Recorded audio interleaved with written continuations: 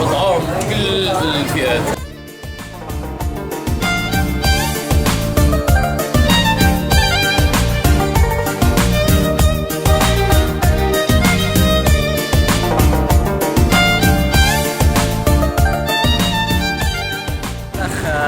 أبو يوسف بمناسبة افتتاح محل جديد كنتاكي شاورما اليوم مجانية،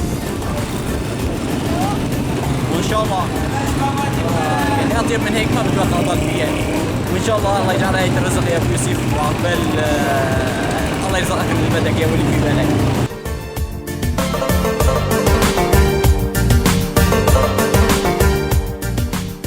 الاسعار العالم بيقولوا انه كمان بيكون بس هي حمله انتخابيه للمطعم، انا بقول له الاسعار ثابته، واذا نزلت اي مواد كمان الغاز ماده التفرج رح تنزل الاسعار انا بعطي اسعاري هلا كمان اسعار المنتجات نفسها هلا موجوده، كل ما نزلت رح نزل اسعار.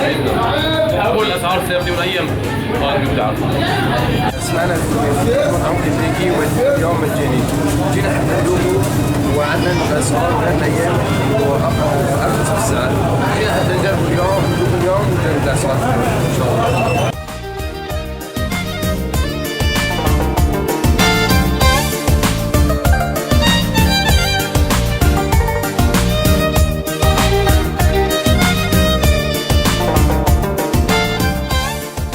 بعضها بتقول انه مثلا هذا المطعم رح يقدم فروج تركي بهي الاسعار، انا بقول لا، وفي مذبحنا معروف الشغل فيه للفروج بلدي وغنوه ابنائها معروف، يعني منتجاتنا وين طبعا نحن انا ماني مرخص بس انواع الفروج والارز كل شيء مرخصه هون، بحيث انا توفي معي حلو طالع اجار عمالي مرابح قليله كمان يسلم.